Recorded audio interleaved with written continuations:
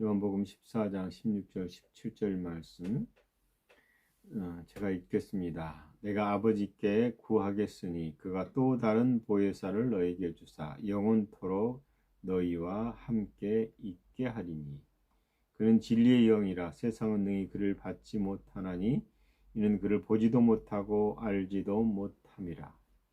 그러나 너희는 그를 아나니 그는 너희와 함께 거하시며 또 너희 속에 계시겠습니다.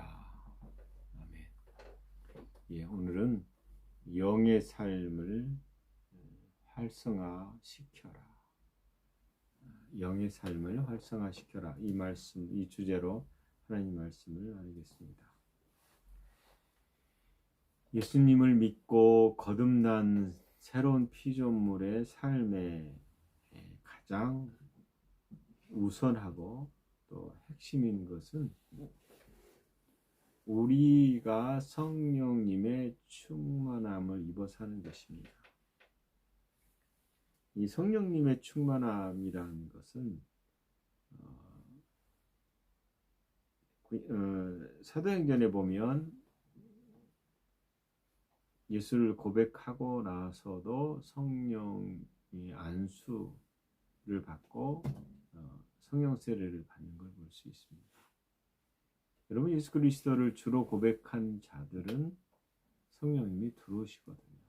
근데 왜 또 안수를 해서 성령의 충만함을 받느냐라는 겁니다. 그게 뭐냐면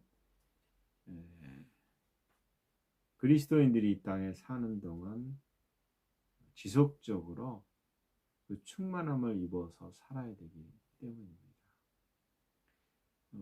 오해하는 사람들 중에 하나는 이 성령의 충만함을 그냥 은사를 받기 위한 하나의 현상이다 이렇게 생각하는 경우도 있어요. 그러나 결코 그런 것은 아닙니다. 왜냐하면 오늘 성령 예수님께서 보혜사에 대한 얘기를 하십니다. 그런데 이 구절 오늘 읽은 16절 17절 이전에 14장에서 주목할 것이 하나가 예수님이 내가 갈 것이다. 그리고 보혜사가 올 것이다. 그러시며 하신 말씀이 내가 한 일을 너희도 하게 될 것이다. 그리고 더 큰 일도 하게 될 것이다.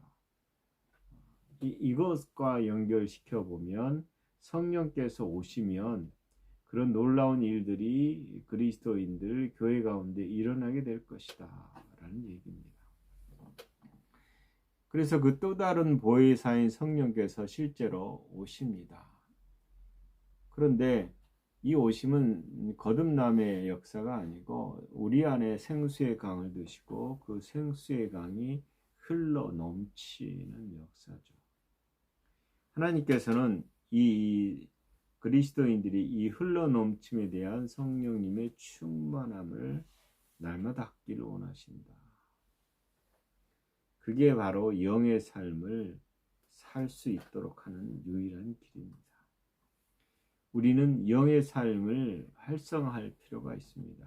그 활성화를 위해서 수고하는 것이 우리의 생각, 우리 안에 들어온 가만히 들어온 잡초들을 제거하는 겁니다. 그리고 성령님을 따라서 계속 살아가는 것이죠. 우리는 영입니다. 우리는 영. 영이 실제가 됐다. 이 말은 굉장히 중요합니다. 왜냐하면 영이 실제다라고 할 때에 감각의 영역인 우리 혼과 육의 영역에서는 이 부분을 그냥 그냥 지나쳐버리거나 무시하거나 이해가 잘 되지 않을 경우가 많습니다. 왜냐하면 성령의 충만함을 입으면 대부분 현상이 나타나는데 현상이 나타나는 건 맞는데 현상에 주목하고 그 현상을 따라서 각종 은사들이 나타나기를 원하는 거죠. 오늘 얘기하고자 하는 것은 우리가 그런 하나님의 역사를 통해서 예수 그리스도화 되고 그분의 사역을 감당하기 시작하지만 더 중요한 것을 놓칠 수 있다라는 겁니다. 여러분, 우리에게 옛사람으로 살아가는 지혜가 있습니다. 그런데 그 지혜가 원래는 영인 지혜의 영, 성령께 계셨다라는 겁니다. 그리고 하나님의 지혜가 우리에게 바로 오는 것이 아니라 우리 영을 따라서 이것이 우리에게 들어온다라는 겁니다. 굉장히 중요한 개념입니다. 왜냐하면 우리 안에 성령님이 계시거든요. 근데 이 성령님을 따라 혼이 그것을 따라가야 되고 거기서 나오는 하나님의 영광스러운 일들이 우리의 몸을 통해서 순종하는 것입니다. 그래서 정말 중요한 것은 우리가 영을 점점 더 활성화시키는 것, 혹은 개발하는, 영적인 삶을 위해서 영의 삶을 개발하는 것, 이런 것들이 필요합니다. 이게 왜 생소한 개념일 수도 있는데요. 우리 영을 더 활성화하거나 개념화, 충만하거나 하는 것, 이것은 그 이유가 우리가 영으로부터 왔기 때문입니다. 그런데 하나님의 생명을 따라서 성령의 지혜가 우리 가운데 있고 이 지혜를 가지고 우리가 우리의 이성 혹은 지성을 통해서 이게 나타나거든요. 그런데 이렇게 하지 않고 우리 스스로가 영을 통해 전달되어지는 것을 거절하고 혼을 통해 살려고 하는 육신적인 삶을 계속 살아간다라는 겁니다. 많은 사람들이 우리나라에서 야구 선수들이 예를 들어 연봉 10억이면 굉장히 잘 나가는 사람일 수 있습니다. 그런데 해외에서는 단위가 전혀 다릅니다. 6년 계약을 했는데 4천억이 넘게 계약이 되는 걸 볼 수 있습니다. 그리고 그 사람은 몸값이 높은 만큼 야구를 잘합니다. 근데 그 잘하는 야구를 하기 위해서 그가 얼마나 수고를 했느냐라는 거예요. 탁월한 어떤 선천적인 감각도 있을 수 있지만 끊임없이 훈련해서 그렇게 전문가, 프로페셔널한 선수가 되는 거죠.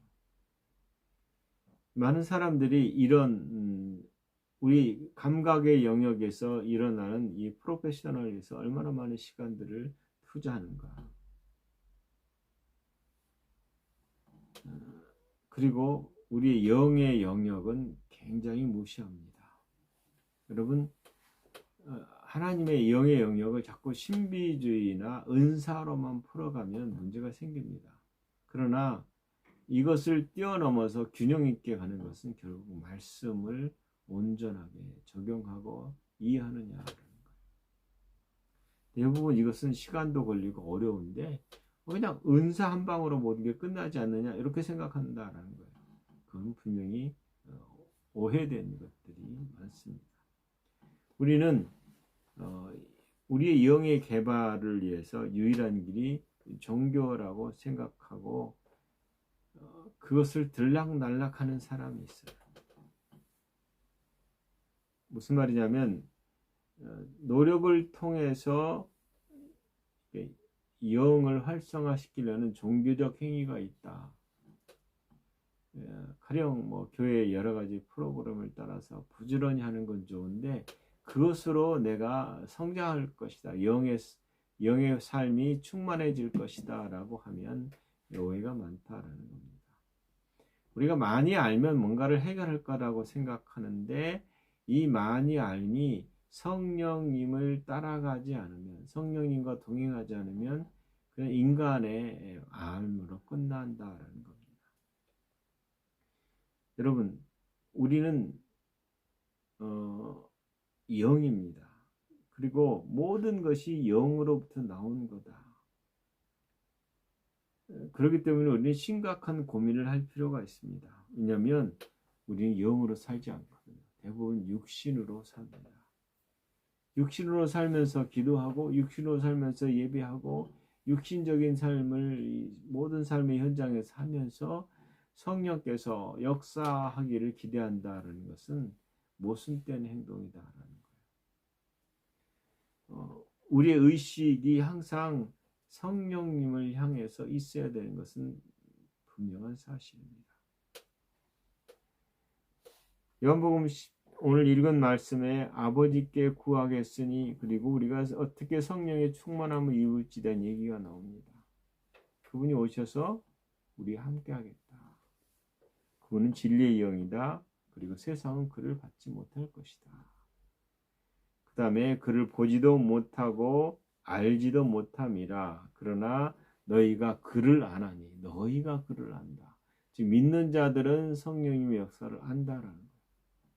문제는 성령의 역사를 안다라고 말하는 것으로 그냥 모든 것을 퉁치려고 하면 안 된다라는 겁니다. 진리의 영은 성령님이십니다. 그리고 예수님께서 예수님의 공생애의 십자가의 사역, 공생애와 십자가의 사역에 대해서 성령께서 보증하시고 깨닫게 하신다라는 거예요.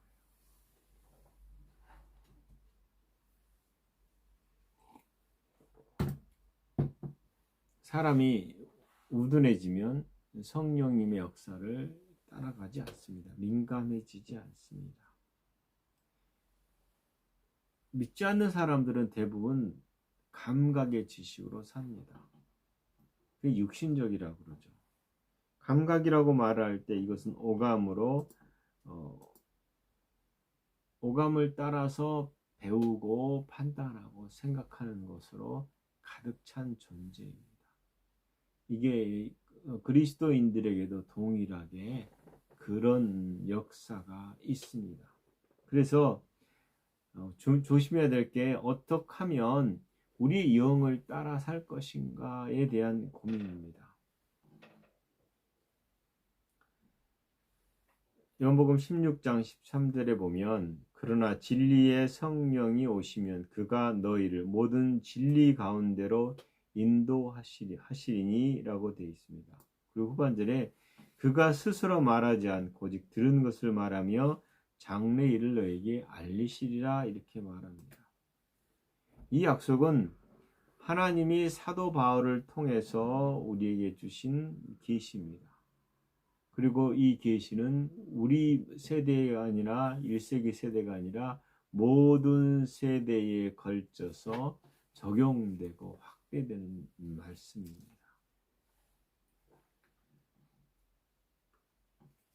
성령께서는 예수님이 행하신 십자가의 구속의 사역을 실제로 우리에게 그것이 얼마나 귀중한 것인가를 가르쳐 줍니다.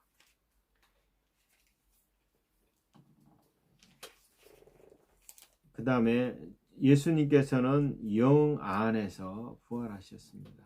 사람들은 부활 그러면 대부분 육체로 끝내려고 그래요. 근데 부활은 영을 포함한 것입니다.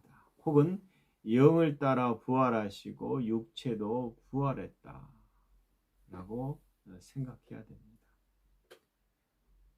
그렇지 않으면 그분은 이 땅에서 우리의 모델이 될 수 없습니다. 그분은 스스로 산 것이 아니라 성령님을 따라 살았다라고 서신서는 그렇게 얘기하고 있습니다.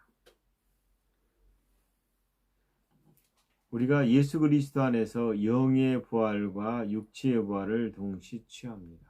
그리고 육신적인 것이 나쁜 것임에도 불구하고 우리 삶에 너무 자리를 잡고 있는 이 육신적인 것을 버리는 삶을 살아야 됩니다. 육신을 거절하거나 거부하거나 미워하라는 말이 아니라 우리의 마음과 몸이 주인이 돼 살았던 것들을 그치는 거죠. 그리고 하나님 원하시는 것을 따라서 순종하는 것입니다. 그러지 않으면 우리는 너무 쉽게 이 세상의 오감, 감각을 따라서 살 수밖에 없습니다. 우리가 의롭게 됐다라고 말할 때 의롭게 된 것은 영입니다. 그리고 이 영을 얼마만큼 우리 안에서 충만케 하느냐가 중요하다는 생각을 합니다. 사람의 영이 영성을 받을 때, 다시 말하면 하나님의 자녀로 새롭게 탄생할 때에 우리에게 엄청난 일이 일어났다는 사실을 사람들은 잘 이해하지 못합니다. 왜냐하면 우리의 삶이 육에서 영으로 바뀌었고, 이제는 영을 따라서 이 땅에서 아버지처럼 말하고 듣고 행동할 수 있는 존재가 되었기 때문입니다. 그런데 그게 어떻게 가능할까라고 하면서 이 사실을 내려놓고 다시 육신으로 들어가서 감각을 따라 말하고 듣고 보고 행동하는 일이 비일비재하다, 이런 뜻입니다. 여기를 넘어서야겠죠. 우리는 이 영에 대해서 어느 종교도 어느 사회적 단체도 말하지 않습니다. 오직 교회만이 말을 합니다. 그런 점에서 우리는 이 영에 대한 온전한 이해가 없이 그냥 두루뭉실하게 넘어가서는 안 된다라는 거죠. 그 실제적인 실체가 보이지 않거든요, 영은. 그러다 보니까 눈에 보이는 것을 따라서 살았던 사람들은 이 부분에 대해서 쉽게 접근하기가 어렵다라는 거예요. 간단한 것은 이것을 접근하기 위해서 우리에게 필요한 것은 하나님 말씀입니다. 말씀을 어떻게 대해야 되느냐. 왜냐하면 이 말씀이 우리를 창조하셨습니다. 그리고 이 말씀이 우리에게 하나님 아버지의 본성을 주실 것입니다. 여러분, 우리가 거듭났다라는 사실은 하나님의 본성이 우리 것이 됐다. 하나님의 생명으로 태어났다. 그래서 이 땅에 살면서 전에 살았던 방식과 전혀 다른 차원의 방식으로 돌아가야 된다라는 겁니다.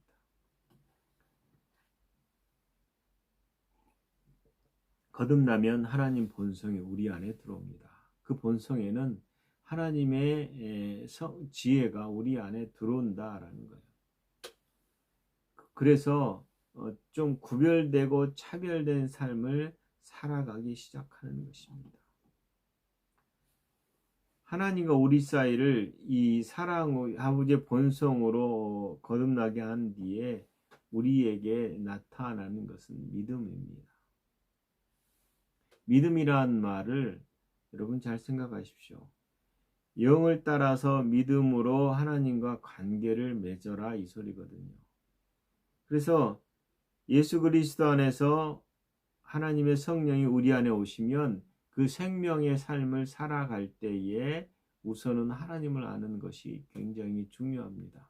그리고 하나님을 안다라는 것은 그분의 마음을, 그분의 뜻을 알고 그분의 뜻을 따라서 선포하고 살아간다라는 것. 세상을 변화시키는 존재로 설 수 있다라는 겁니다.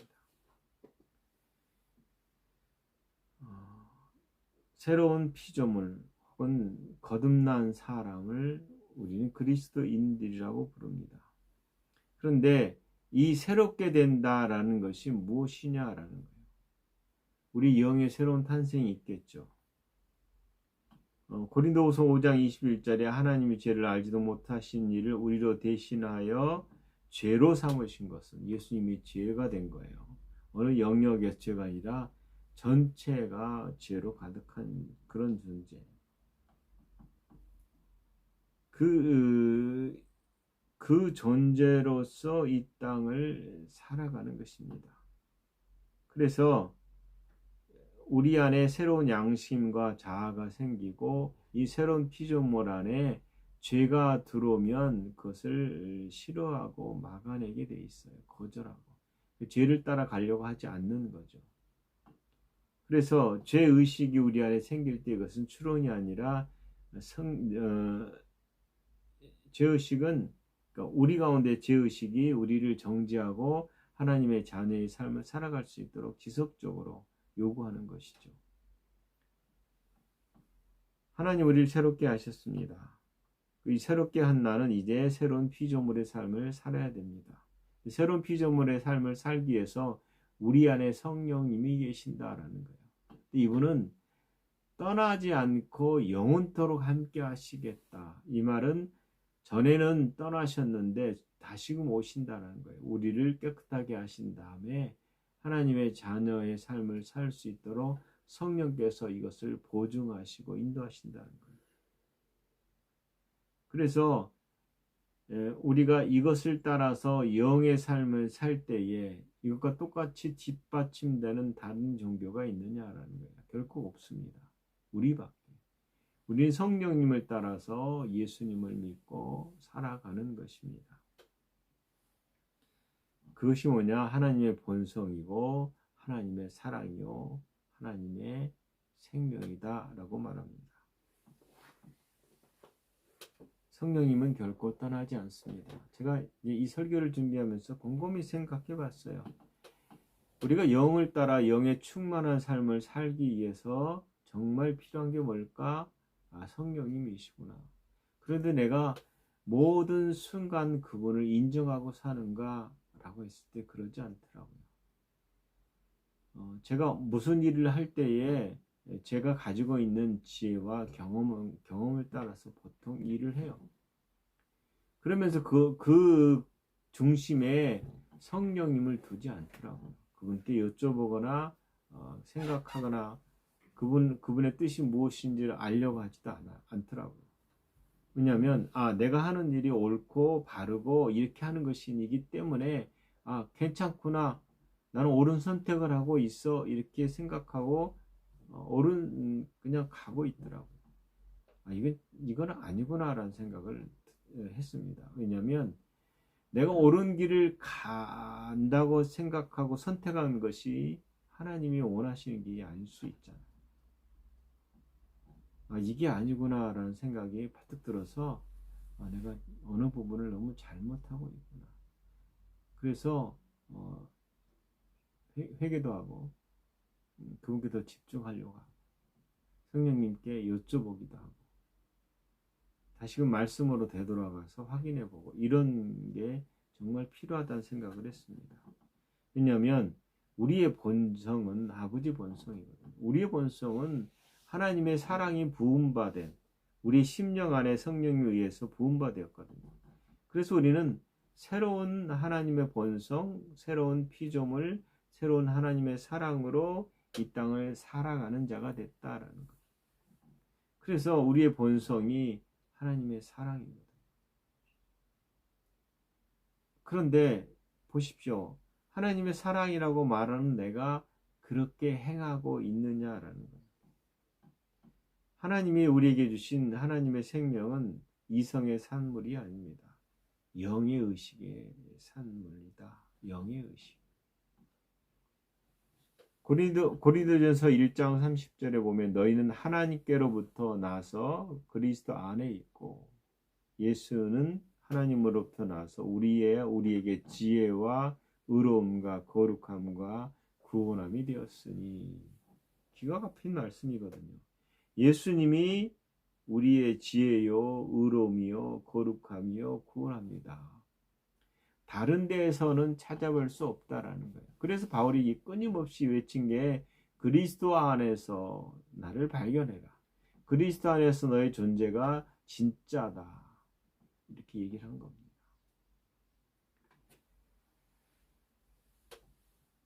그래서 우리가 우리의 지혜가 아니라 그분의 지혜로, 그분의 거룩함으로, 그분의 구원함으로 이 땅을 사는 존재. 그럼 어떻게 살아야 돼요? 내 지혜를 내려놔야 되는 거거든요. 내 지식을 내려놔야 되는 거거든요. 내 생각을 사로잡아 복종시켜야 되거든요. 바울이 모든 생각을 사로잡아라고 말할 때 모든이라는 게 따릅니다. 생각을 사로잡아 복종하려고 할 때. 왜냐하면 생각을 그리스도께 복종시키지 않으면 누군가 다른 데 복종시킬 수 있잖아요. 그것은 곧 하나님이 원치 않는 것으로 할 수 있다. 그것은 곧 하나님을 대적하는 일이 육신적인 일이 되는 것입니다. 장성한 믿음의 사람이라는 것은 그의 유업을 우리 안에 받아들이고 예수 그리스도 안에서 예수 그리스도의 이름으로 살아가는 것이 무언가를 배우는 것이죠. 그러면서 우리가 온전한 아들로서의 자녀의 삶을 살 수 있는 것입니다. 우리가 그리스도인이 필수적으로 알아야 되는 것이 의예요. 나는 하나님의 의다. 의가 우리에게 어떤 역할을 하느냐? 하나님 앞에 온전하게 설 수 있게 하거든요. 그 다음에 우리가 예수 그리스도로 말미암아 그리스도 안에서 의가 됐을 뿐만 아니라 예수 그리스도 안에서 우리는 건강한 자가 됐다라는 거예요. 그래서 건강을 누릴 수 있고 부여를 누릴 수 있고 주의 지혜를 따라서 모든 것을 볼 수 있게 된 존재로서의 나다라는 것입니다. 그런데 생각해 보십시오. 우리가 얼마나 이 생각을 바꾸기가 어려운가. 제가 설교를 어디 가서 우리는 죄인이란 말을 하지 마십시오. 우리는 이미 하나님의 의요 거룩입니다 라고 설교를 했어요. 그리고 나서 예배 끝나고 사회를 보시던 장로님이 또 우리는 죄인입니다 이렇게 하시더라고요. 이 패러다임 시프트하는 생각의 전환점이 쉽지가 않은 거죠. 무슨 말인지 아세요? 주님이 채찍에 맞음으로 우리가 나음을 입었습니다. 어떤 질병이든 나았습니다. 이렇게 말을 하잖아요. 그리고 아멘 해요. 저번 주에 제가 가서 어느 예배 딱 그런 어떤 예수 그리스도 안에서 온전한 나, 의롭고 거룩하고 깨끗하고 건강한 나, 이게 예수 그리스도 안에서 우리의 부르심이잖아요. 그 부르심에 대해서 설교하고 건강에 대해서 얘기하고 나누고 나서 예배 끝나고 그 한 분 여성 성도에게 몸이 어디 안 좋은 데 있냐라고 했더니 있다라고, 뭐 그냥 평생 먹어야 될 약입니다 이렇게 얘기하더라고요. 어떤 건지는 모르겠어요. 근데 중요한 것은 제가 분명히 우리의 치유에 대한 얘기를 했는데 영으로 반응하지 않고 육신으로 반응한다라는 겁니다. 고백이 바뀌지 않았다라는 거예요. 예수를 믿는다는 것은 고백이 바뀌는 겁니다. 우리의 말이 바뀌는 거죠. 말이 바뀐다는 말은 예수님이 우리를 위해서 하셨던 것들이 내 것이라는 것을 믿음으로 받아들이고 그것을 소화시켜서 고백하는 삶이죠. 여러분은 사랑입니다. 예수님처럼 사랑할 수 있죠. 근데 그 사랑이라는 게 나로부터 발생한 건 아니잖아요. 하나님으로부터 그 본성적인 삶을 살게 된 거죠. 그래서 분명한 하나님의 목적과 지혜를 따라서 말할 수 있게 됐는데 그것을 바꾼다는 게 쉽지가 않아요. 왜요? 익숙하지 않고 그렇게 훈련되지도 않아서죠. 그러다가 이제 훈련하면 한 번, 두 번, 세 번 하다가 그게 자동화돼서 말을 하게 되죠.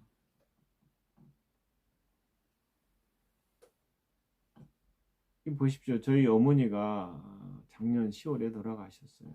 그런데 몇 년을 요양원에 계실 때 이분의 말투가 바뀌어 있었어요. 우리가 평상시에 제 아내에게 했던 말이 아니에요. 들어본 적이 없는 말씀을 하고 계시더라고요. 그런데 그분이 금쪽 같은 내 딸, 보기도 아까운 딸, 아까운 사람 이렇게 말을 하고 다녔어요. 요양원에서 1년이 아니라 큰 4, 5년을 그렇게 하고 다니니까 그 안에 있는 분들이 어머니 말을 기억해요. 돌아가셨음에도 여전히 어머니를 그리워하더라고요. 그 말이 뭘 의미하냐 하면 우리가 어떤 고백을 지금 하고 사느냐에 대한 얘기를 하고 싶은 거예요. 우리는 끊임없이 육신적인 감각에 들어온 지식을 따라서 고백하는 삶을 살았어요. 이거를 바꾸라 그러면 순식간에 안 바뀐다라는 거예요.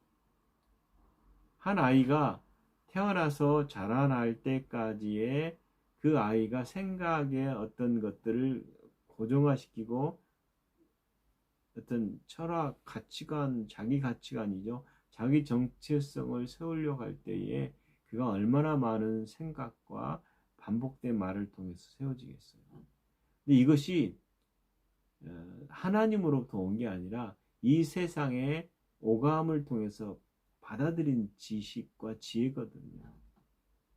이 땅을 살아가는 데는 유익할 수도 있고 그러나 하나님 나라를 세워가는 데는 턱없이 잘못된 것들이 많다라는 거예요.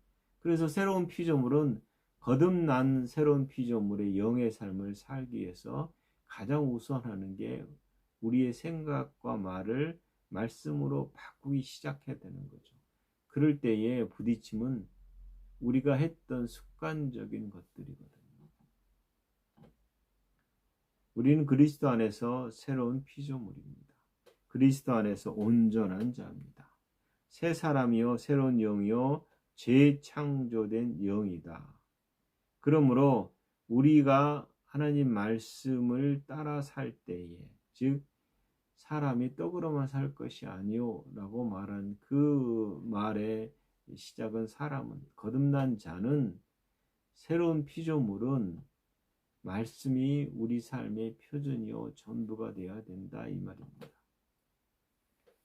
그래서 이것을 위해서 하나님께서는 구약에도 구약 백성에게 요구하셨거든요.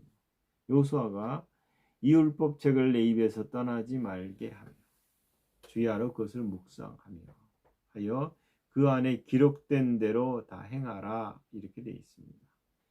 기록된 대로 행할 때에 일어나는 게 평탄, 형통이다.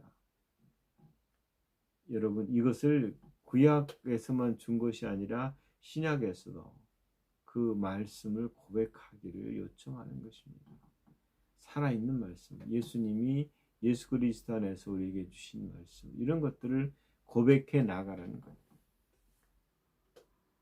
이것을 여러분 하루에 10분이든 20분이든 5분이든 간에 성경 말씀을 펴놓고 그 말씀을 따라서 고백하는 거예요.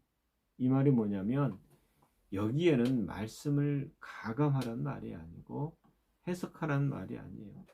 여러분 이해를 많이 하고 지식을 많이 쌓으면 믿음이 좋아질 것 같잖아요. 그러지 않거든요. 말씀이 나를 끌어가도록 하기 위해서는 우리가 말씀 안으로 들어가야 되는데, 들어가기 위해서는 말씀 안에서 말씀을 읽어 치워야 되고 봐야 되잖아요. 그래서 말씀을 보고 고백을 시작해야 되는 거죠. 이 말씀이 말한 바들이 내 것이 됐다라고 생각하고, 그렇게 했을 때에 우리 안에 영이 활성화되기 시작합니다. 우리는 영입니다. 나는 영이에요. 생각을 가지고 몸 안에 살아요. 그러나 영인 내가 아버지 말씀을 따라서 먹고 마심이 일어날 때에 내 살을 먹고 내 피를 마시는 자만이 라고 말한 것처럼 그리스도의 말씀을 먹는 자, 그리고 그 말씀대로 고백하는 자, 그 말씀을 고백할 뿐만 아니라 그것을 행동하는 자, 즉 믿음은 행동이거든요. 행동이 믿음을 가져오는 것이 아니라 믿었기 때문에 행동하는 거잖아요.